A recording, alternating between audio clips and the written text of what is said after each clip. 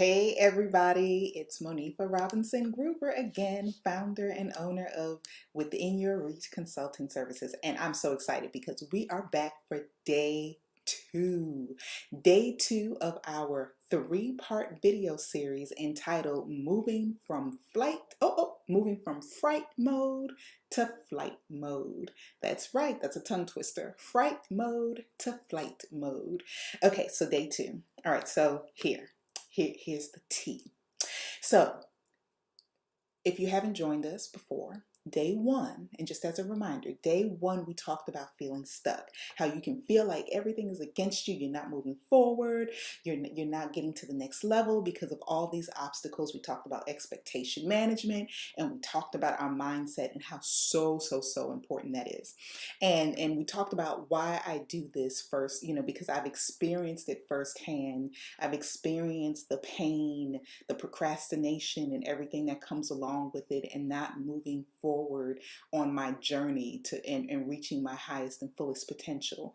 And I told you last time that I would tell you a little bit more about me and why I do this. And so I always tell people this true story that happened. I have a friend that told me one day, you really aren't doing anything. Now, mind you, when she told me this, I had already written books. I had hosted a major conference in Atlanta. My first conference had almost 100 people for the very first time attend. I thought I was doing big things.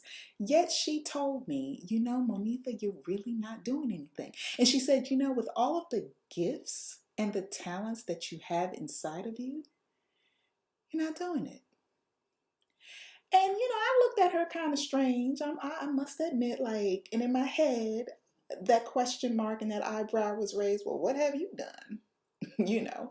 But I took a few days to think about it, and the more that I thought about it, the more that I found that she was right. Even though she wasn't saying that the things that I was doing didn't mean anything and that they weren't impactful on the community and the lives of those that came across my path. But what she was saying, that there's more to it. And I wasn't living up to my potential. And so when I thought about it, I thought about why that was. And I said, okay, it's because I'm afraid. There's fear. And I remember posting something on Facebook a few days after that, and what I posted said, "People think you're fearless because you've done what they have yet to do. Oh, but if they only knew the fear you had in doing what you were truly called to do." And this was a moment for me, and I like to tell people, yes, we are friends still today. I didn't kick her to the curb. We're still good friends today. But that moment was an aha moment, because what I found was I had written books. I put on a conference, but all of that was still within my comfort zone. And until I moved out of my comfort zone to tap into my gifts and talents the way that I needed to, I would never ever reach my full potential. And we spoke about fear earlier in our series yesterday, being one of the main things that keeps people stuck. It keeps them where they are. And I also mentioned yesterday that fear is a powerful source. It's a powerful force, but it doesn't have any more power than we give it. So when we have this fear, what do we do with it? Like, what's the solution? And I tell people we have to find a way, to boost that confidence, because when you're fearful like that, your confidence is low. If you feel like you're not enough or you're not good enough, let me tell you, your doubt will show up even when you think you're trying to hide it. If you think you're not enough or you think you're not good enough, your doubt will show up even when you think you're trying to hide it. I'm a witness. My friend saw it. You'll find yourself overcompensating sometimes in some areas. Um, and it's just so it's a lot that goes on with it, and what happens then is you never really address, when you overcompensate in some areas, you never really address the lack of confidence or build yourself up in the areas that you're lacking in, which in turn causes you to operate at a subpar level even when others think you are on top of the world. When you doubt yourself, when you doubt your gifts, when you doubt your abilities, you will never perform at optimal level. You just won't. So the question then becomes, how do we move from fright mode to flight mode? You have to be willing to identify your fear. Okay? And this goes beyond just naming it. Okay, my background is, like I mentioned the other day, is in social work, psychology, and management. And so one of the things that I found is a lot of people think, oh, if I just name my fear, then I can move on. Okay, that's part of the battle. Not even half. That's part of the battle. The other part of the battle is really digging down deep to find out almost where that fear originated. Because if we don't deal with it or cut it off at the root, it will continuously rear its ugly head in a way that overtakes you. Okay? But if we cut it off at the root, or if we address it at the root, we can strategize and plan accordingly so that that fear does not overwhelm or overtake you. So the other thing that I say, if we want to move from fright mode to flight mode, is you have to be willing to address the fear.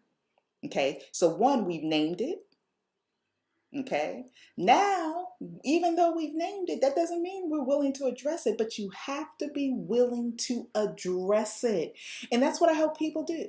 If there's a goal that you're trying to attain, a goal that you're trying to reach, we have to deal with, yes, the tangible things that will help you get to your goal. Yes, the tangible, but we also have to deal with the intangible. And you have to be willing to face the fear of dealing with the fear. We have to learn to operate from a place of belief versus unbelief. And I say we're so human.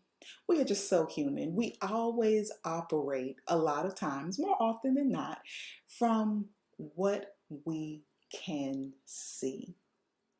And that gets us every time. And what I tell people is the gap between where you are and where you want to be starts between your ears. The gap between where you are and where you want to be starts between your ears. And I talk about this in my book entitled Eagle Vision. We teach you how to take flight. We teach you how to deal with what's between your ears. And most people will tell you the reason you haven't gotten to the next level is because you're not doing tangibly what needs to be done. You haven't picked up the phone to make that cold call. You haven't created the webinar. You haven't written your dreams down. You haven't created a vision board. Don't get me wrong. Those things are partially true. We have to do the tangible work. But what I would like to kind of throw in there as a curveball is at the core, at the very core, the real reason you haven't gotten to the next level, whatever that is for you, is not just because you haven't done the tangible work, but it's because of what's going on between your ears. Internally, what's the fear? Are you allowing your fear to keep you where you are? And, my thing is, when are we going to address this? A lot of times we're saying, oh, COVID-19 has got me stuck. Okay, but if COVID never goes away, then what? You continue to suffer? The people assigned to you continue to suffer. Your children suffer. Your target audience suffers. Your breakthrough is not just about you. You dealing with the fear and reaching your optimal potential to reach your dreams and goals is not just about you. It's about you and everyone attached to you. When we don't operate to our fullest capacity, everyone attached to us suffers. Everyone. So today, your takeaway is do not operate in fear. Okay? So let's chat. Put your comments below. And don't forget, join me tomorrow where we will talk about it one more time, one last day on this video series. We're going to talk about how to move from fright mode to flight mode. And as always, remember,